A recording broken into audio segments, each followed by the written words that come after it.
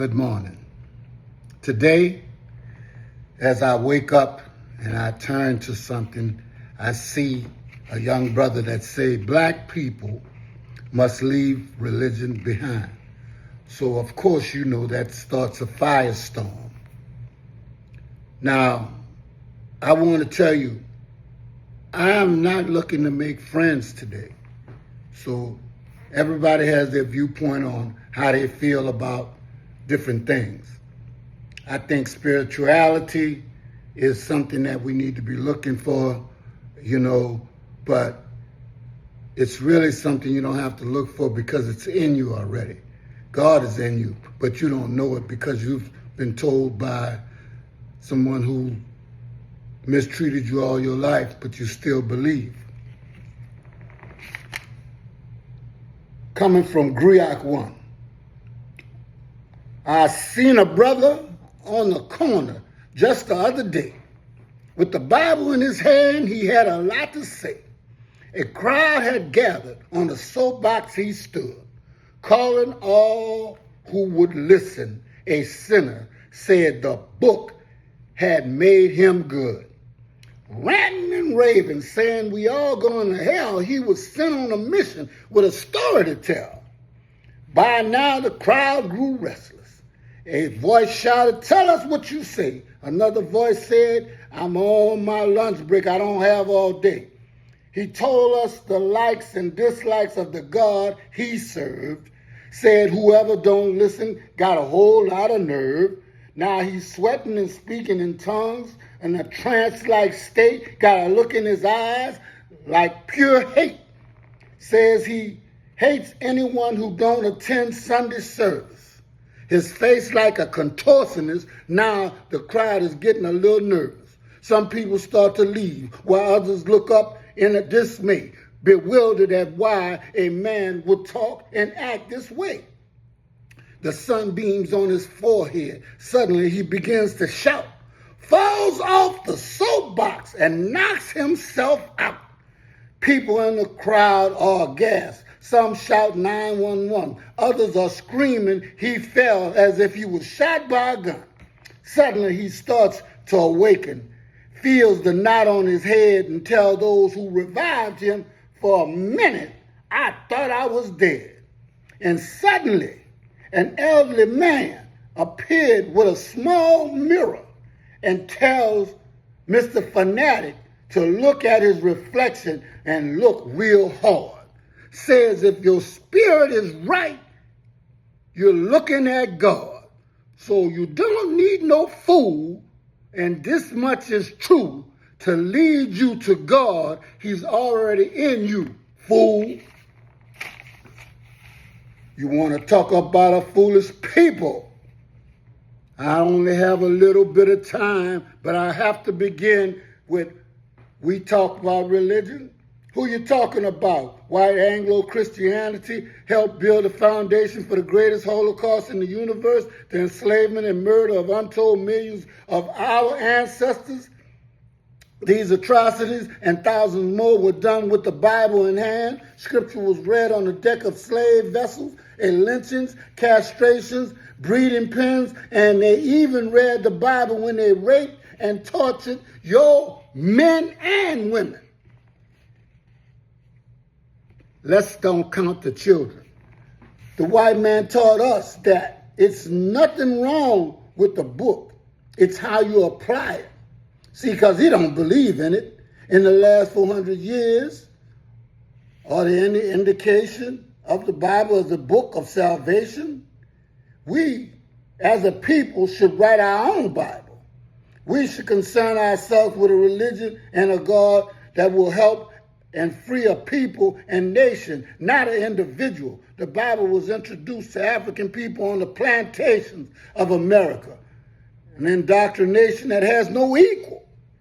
After more than 100 years of not allowing our African ancestors access to the holy book, the slave master succumbed, strictly for the use of spiritual and psychological control of his so-called souls and ancestors.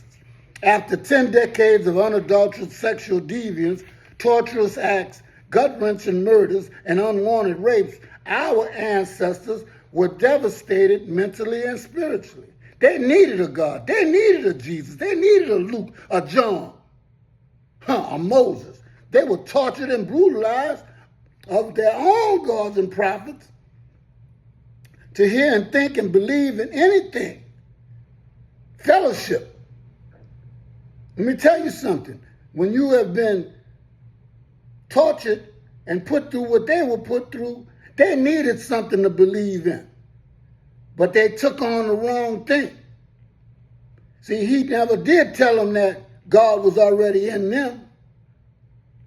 Our ancestors broke all the commandments of their masters just as he broke them, and continues to break them from the book he gave us. Our ancestors did these things to survive, and we as a people continue to use survival tactics such as those mentioned above. In a world controlled by capitalist materialists, some of our people still participate in such activities. We don't condone lying, stealing, and adultery. All we tell is the truth. We are historians. We are part of this history. And like I said, this comes from Griot 1. We needed a Bible for survival, and we have survived. Our ancestors have shown that because we are still here, now is the time for the living, a celebration of life, love, and triumph, self-discipline, and nation building. Let us lay Jesus to rest and apply his deeds to our own lives. Let us get to know the God within, the true God who belongs to the true man. You're looking all around, down under the table, up in the sky for something that's already in you, and you get mad when somebody tells you you're a damn fool for doing it for 400 or 500 years. Now, I don't mean to disrespect nobody, but everybody has their beliefs, okay?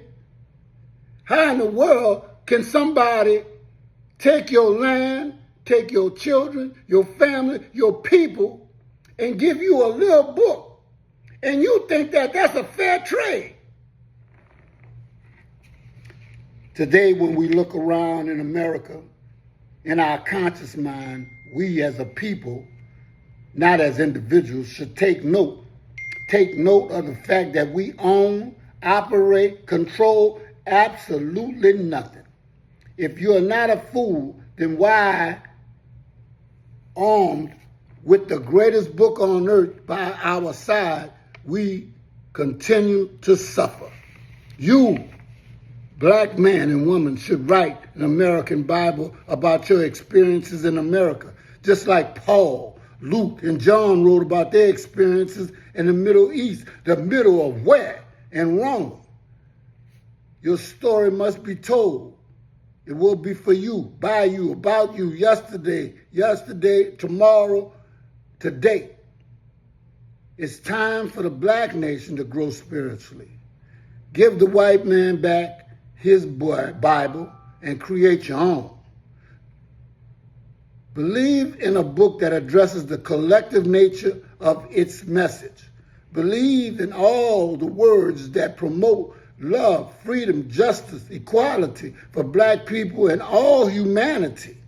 We support the deeds of men, women, and children whose actions lead to a society and a world where people are treated as one.